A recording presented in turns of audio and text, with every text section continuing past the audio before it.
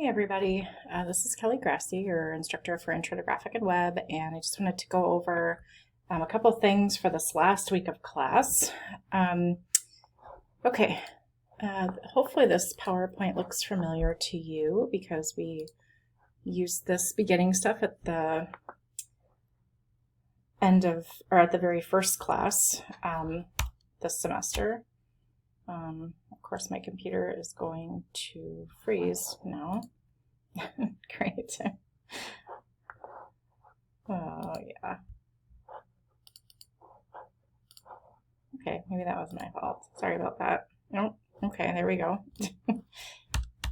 Anyway, I'm not sure why it's going right to this slide, but anyway, a couple things I wanted to mention. I just wanted to kind of go back and review a couple things. The one slide you're not seeing right now is the Blackboard email slide. And I know that you guys all know how to log into this stuff, but I wanted to just reiterate LTC email currently, because I get the feeling that some of you are not checking that email. If I've emailed you through that email and I haven't gotten a response, so just make sure that you're checking your LTC email on a regular basis, because that is how your instructors are going to email you. It doesn't matter to me if you email me from a different account, but I don't have access to know what other email accounts you have, and it's really a good practice to get into just using your LTC email. Okay, it looks like this PowerPoint is going to be weird for me, so I'm just going to keep it at the screen. Sorry about that. Okay, so Blackboard and email, just talked about that. Program courses.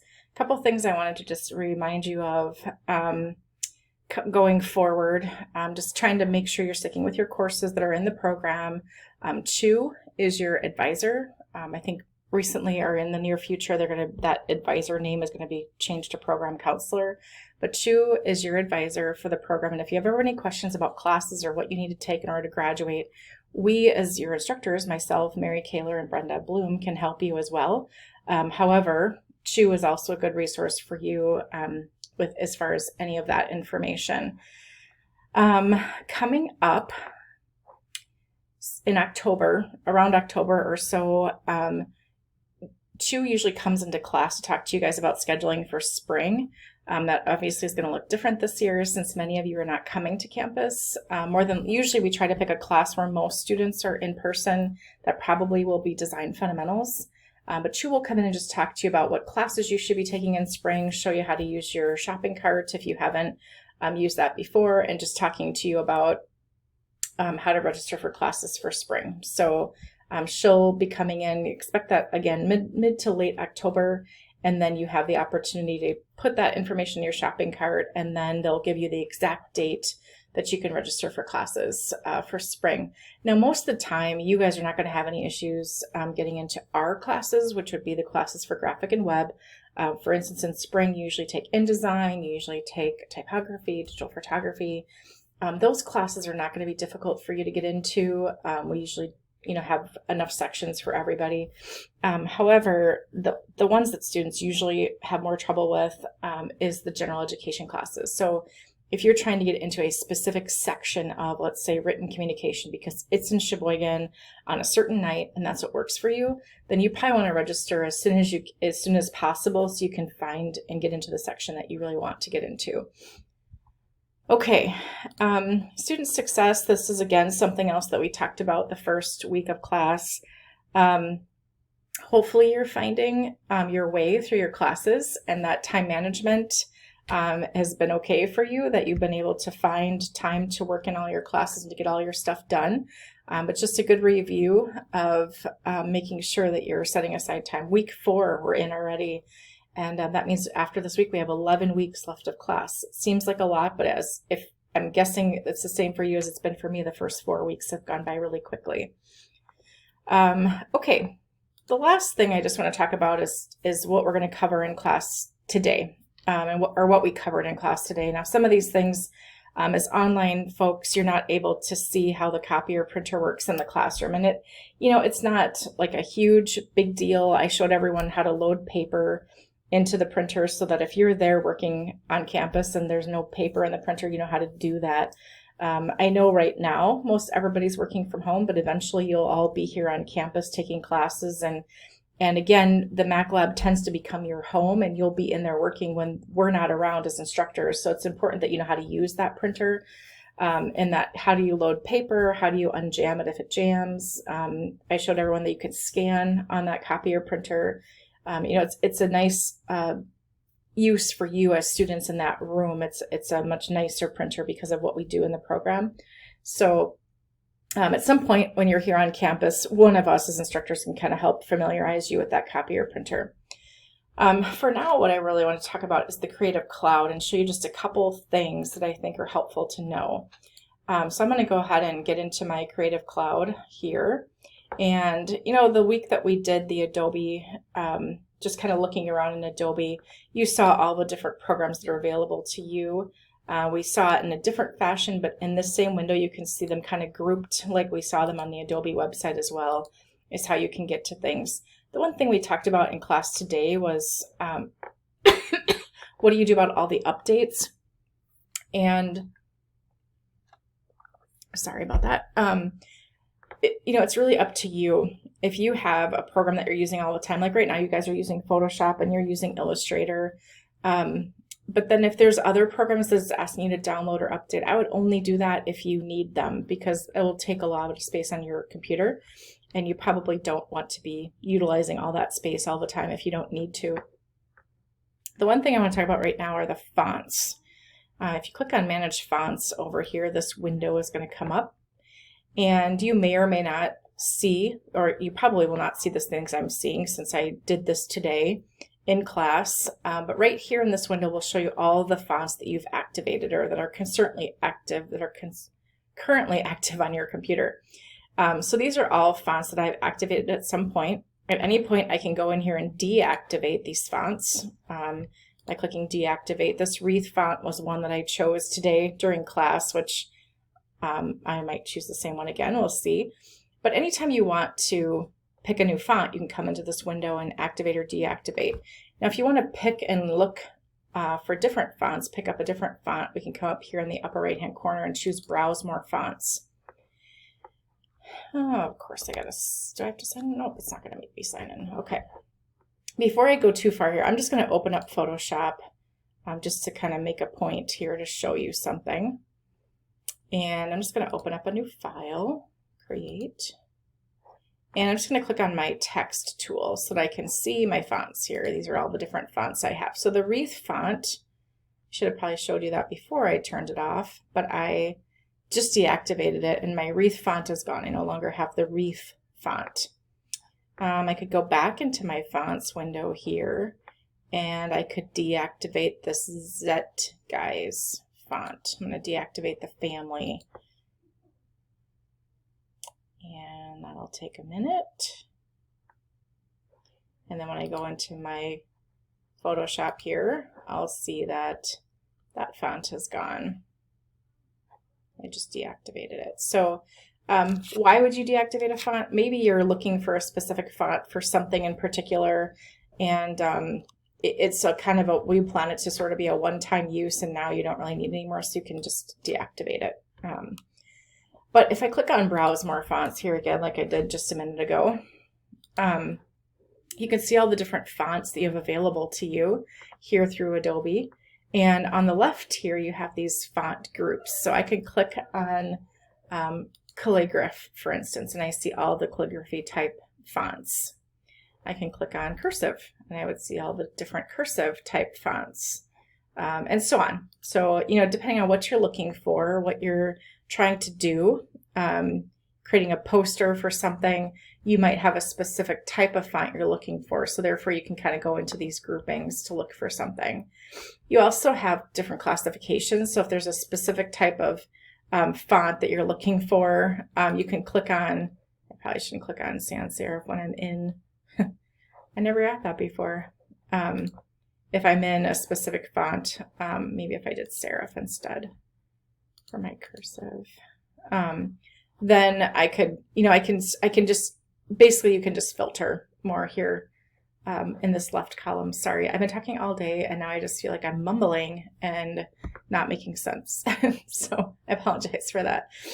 So again, over here on the left, We can change the classification if we want to. I can make that back, change that back to all.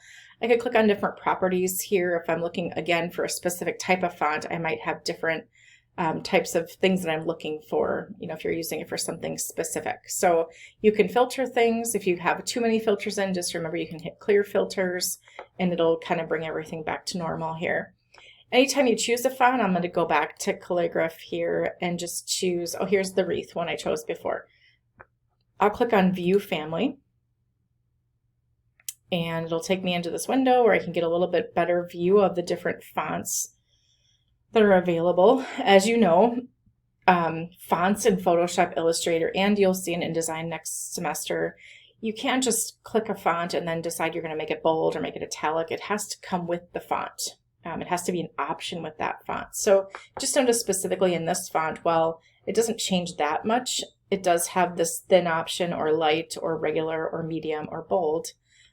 You can activate each one individually. I'm going to go ahead and activate all 5 fonts. And it just takes a minute, tells me it was successful. Yay, telling me to show me that screen.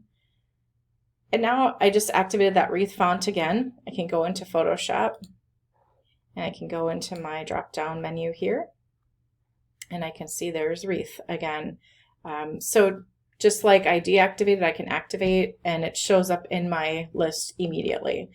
And this is one thing I forgot to do before, but I believe it'll even show up in Microsoft Word for you. I was going to check that with my in-person students and I forgot. But let's see here if it'll show up in Word as well. It may or may not. I'm not sure here. It might also depend on the font itself. But if I go into Word here, will it also be available? Well, there's a lot of fonts in here.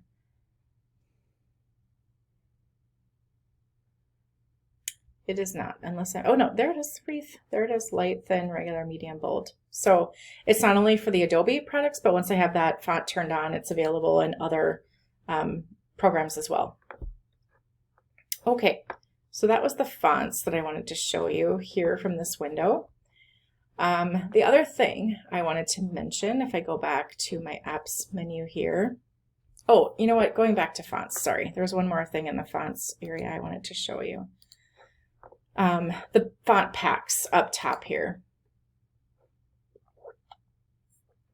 You also have these other types of fonts that are available. So you're going to make a poster for something. I can view this pack and see what's available in here. And you have all of these different fonts based on this pack. A lot of them, this one doesn't have much to say, but sometimes the person who created the font will have a little story here as far as what they were trying to, you know, what kind of the history behind their creation of the font, which is kind of interesting to read sometimes. But again, you can see that there's all different types of fonts in here. Each one has its own family, but they're kind of, again, it's just a different way for them to group it. Notice it says it'll activate it for 180 days when you activate it. And it says it expires from your account, but that you can select them again and use them as often as you need them. So it's not like it'll go away forever and you can't use it again. It just, and I don't know why they do that, but they do. So just note that. So another way that you can access fonts. Okay, going back to Adobe, I wanted to show you the tutorial area. And you probably came across this maybe when you were looking on the Adobe site for the week that I had you explore all the different programs in the Adobe program or on the Adobe website. You might have come across these, but I just want to point out to you all the different tutorials that are available to you as a student. And one thing I do want to just highlight quickly before I move on is that you guys are taking Photoshop and Illustrator this semester, and then you're going to move on next semester to InDesign. And it's easy to lose the skill set of these programs because they are so big and so involved that I can't encourage you enough to find ways to get into those programs and use them. You know, if you've used Photoshop now, well, you probably have some photos that you could go and grab and play with those photos, add some things to the photos, you know, create a collage with the photos, adjust the photos, retouch them, you know, all these things that you're going to use and learn throughout Photoshop. Or maybe you'd use Photoshop or Illustrator to create a Christmas card for your family this year. Something just to force yourself to be in the software so that you continue to work in it. If you don't, it's easy to forget all of the things that you're learning in these programs. So I can't encourage that enough. But within here, so sometimes, we're going to teach you all we can in the semester, but these programs are so involved that we certainly can't touch on everything. So if there's something that you're like, oh, I wonder how I do this in Photoshop, you can come to the tutorials and look up the information on that.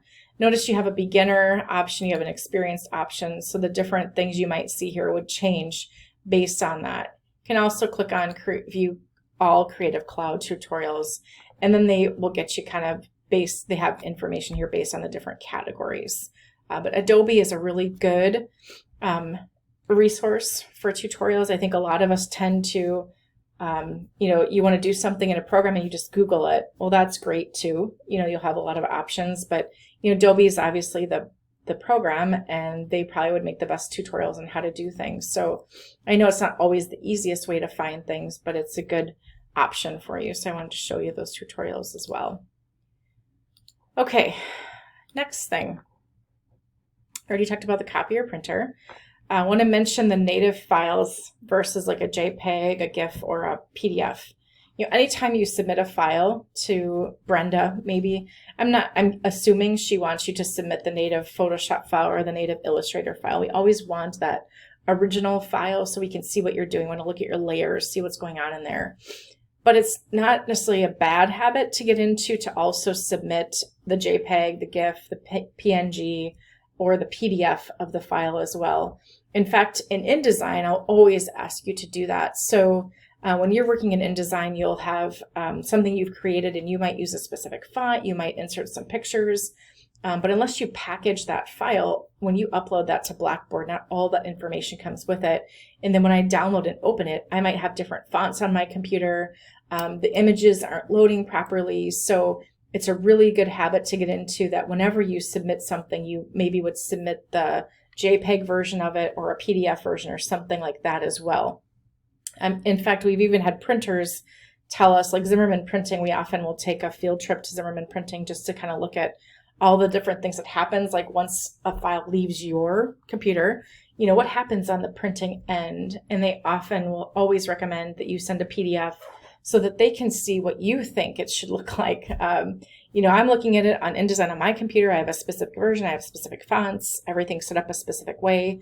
And they have it all set up differently on their end, and they might have a different version. They may not have the font. And if it's not all packaged properly, they have no idea what it's supposed to look like. And if you include a PDF, that gives a clear picture of what it should look like on their end so that they know. So always, almost always at least, submit your native file. But then it's also a good habit to get into to also submit what you think the file should look like on the end. Probably not as big a deal for Illustrator and Photoshop as it will be for me when I get you guys in InDesign. Okay, LinkedIn Learning. So everybody's going to have a little bit different experience when you try to get into this. So I'm going to try to guide you on what you're going to see. So in Blackboard, I'm going to open up, when you go into the learning plan for today, you'll see that there's a link here for a video that I want you to watch. And when I click on this, for me, it's probably going to work because I have this all working on my end already. But what I want to show you is probably what's going to happen for you. My guess is it's going to open up what's called Text Central. If you haven't seen Text Central, that's a window that you often will get to. I'm going to see if there's any way I can replicate this for you. But when you go under current students, and let's say, for instance, I can get to LinkedIn Learning by going to the library here as well. I think Ashley spoke about this in the video from last week. And I click on LinkedIn Learning. Yeah, see, oh no, okay, this is good, good. It's going to probably, when you click on that link in My Learning Plan, it's probably going to take you to this Text Central window. Now your login here is going to be your student ID number. This is not the same as what I have to do. So you're going to put your student ID in here, and your password is the password that you use to get into your email or get into any of your accounts at LTC. Then you're going to hit login. And more than likely, it's going to ask you what is the security code, what is the question or code, whatever you did. When I click login here, I'll see that it's probably going to work because I've done it on this computer 100 times. But it might come up and it'll ask you to verify. And if you have to, you might have to, it might send a link to your email, or you might have linked it to your phone, or you might have set it up to be that you have to answer a security question. So it depends on how you did it. But if you can't get past this Tech Central login, you're going to have to call IT and ask them to reset that for you, or ask for help on that. So unfortunately, this whole LinkedIn Learning thing changed a little bit right as the semester began. It used to be a lot more seamless. We could just have this link for you. It'd go right into it. But it's changed a little bit, unfortunately. So don't wait to the last minute to do this video, because you might have some issues getting into it, and you're going to need IT to help you with that. So I just want you to know that might happen. Okay, so I'm going to go back to this video. And if you notice in Blackboard here, I tell you to watch the introduction, the tablet fundamentals, working with controlled surfaces, and tablets in action. And you'll see when you're in the video, these each have their own, basically they're like little chapters. So the reason I'm having you watch all this, and I know it's a little bit weird since you're not able to actually use the tablet to practice, but again, we have tablets in the classroom. We do have this kind of tablet here in the middle size. This with this guy, when you see his setup here, it's so awesome. He's got a huge setup, but we do have a fairly large tablet that's available to you. You guys can clearly pick any type of tablet that you would want to use. And actually, some students were looking at the prices today and saying how they were surprised that they weren't terribly expensive. So just so that you know, and they're not tied to a specific platform, whether you have a Windows machine or Mac, it would work on any. So as you're going through here, I know you're going to get to the point where which tablet is right for me. This is not, or I'm sorry, an overview of the Wacom product line and such. This is not a commercial for Wacom. So you don't have to watch all this, but it can be somewhat helpful to know the different tablets that are available.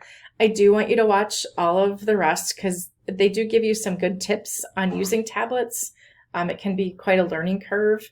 And I would highly, highly, highly recommend, when you can get on campus, to grab one of the tablets that are available to you in the classroom. And Mary can help you with that. Brenda can help you with that. I can help you with that. But they are locked up in the classroom. So they're not available at any point, but as long as we're around, we can let you have one of those tablets and let you practice with it. Every year, I do have students who love it. And every year I have students who really dislike it because it's hard to get used to. You have to play around with them enough to really feel comfortable using it. But once you do get used to it, if you like that freehand drawing, you're going to really enjoy using it. So what I need you to do, if you look in the learning plan, it tells you when complete, take a screenshot showing that you completed this. So I'll go over how to do that now. When you're done with it, as you can see here, you're going to see little green check marks here showing that when you take your screenshot, I'm going to be able to see that you did that. So with this screen open, you'll do a screenshot. If you have a Mac, you can do Shift-Command-4, and that allows you to actually to draw your screenshot. So you'd have to do a couple of these. It'll pop up on your desktop here. I can click on that and choose copy. I can copy it, Command-C. But it'll also show up as a little picture on your desktop. Again, this is if you have a Mac. If you don't, then this will be a little different. On your Windows machine, you would just use the print screen button. So here's the screenshot. Oh, that's not the one. That's not the one either that I just did.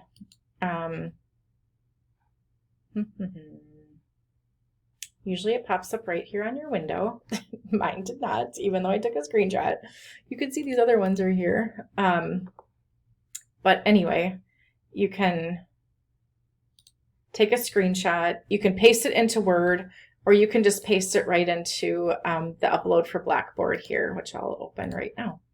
If it's easier for you to paste into Word, you can go ahead and do that and just upload the file, or you can upload the screenshot, however you want to do that.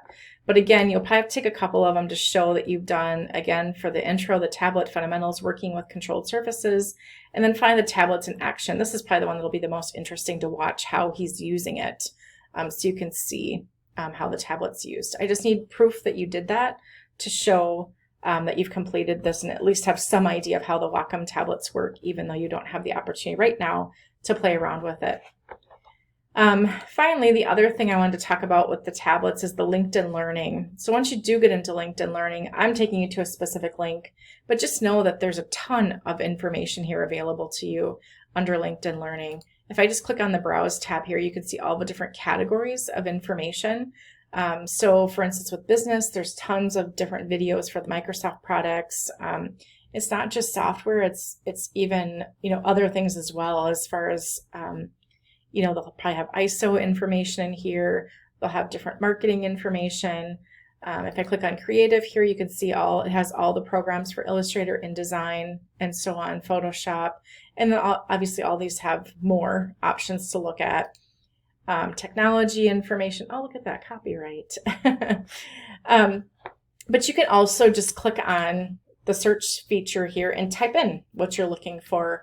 It'll find different options for you. So if I want to go to page layout design, I'd click on that and I would see all the different courses that are available on page layout design. Anytime you watch a video, it'll jump back. If you leave and you come back, it'll go back to where you left off in a video.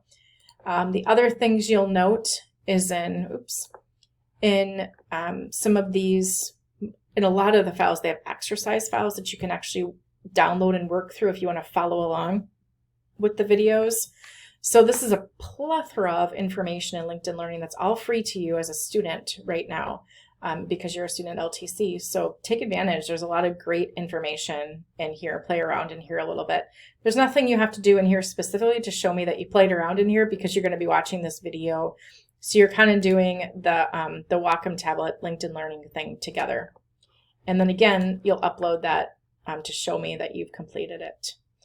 The last thing you're going to do then is this educational and career goals. At the beginning of the class, I talked a little bit about goal setting and how it's important to kind of think through school a little bit differently than maybe you have in the past. We've all gone through different times, in our life, mostly probably high school, where we just want to get through a class and get it finished. But now that you're in college and you're taking these courses that you really need to know what you're doing as you continue to move on. Everything you're learning in design fundamentals is important for what you're going to create when you're creating things in all of your classes. I don't know if you guys have gotten to grid yet, the different design. You were talking about space, white space, and such.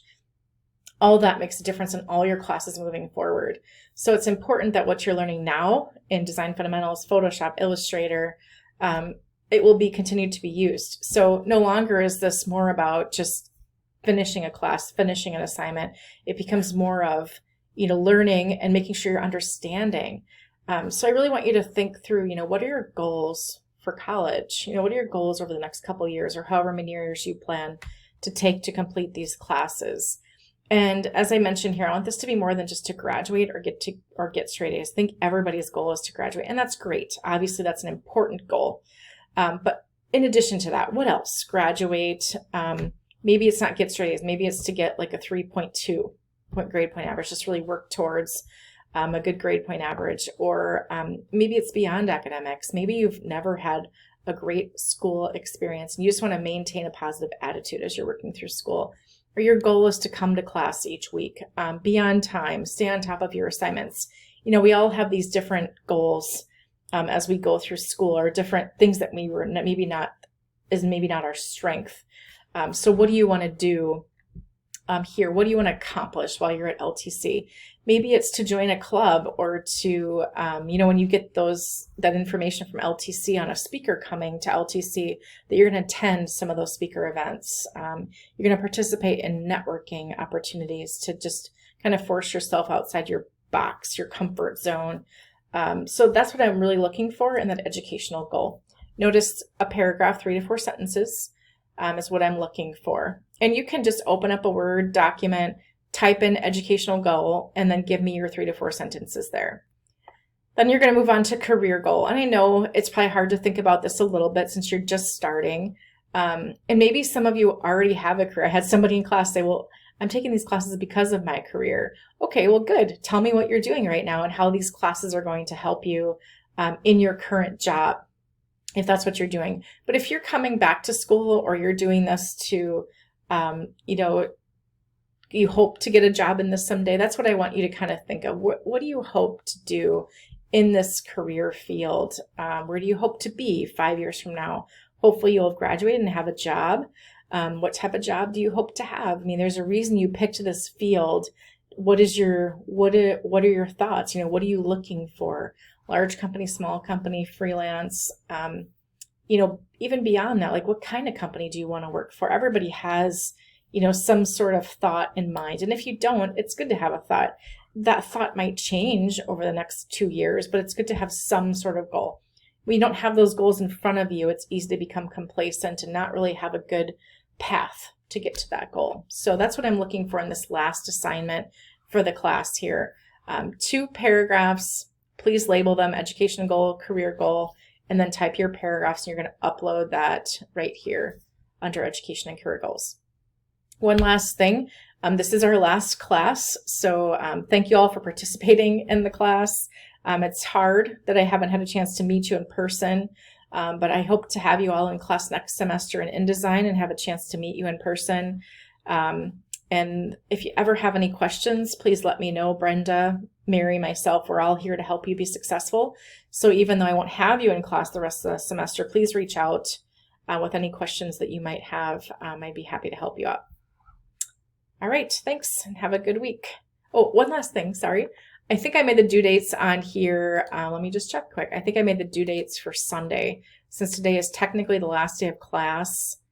Yeah, Sunday the 20th at midnight. So try to wrap everything up with this class by Sunday at midnight. I'll have to get my grades turned in within the next week.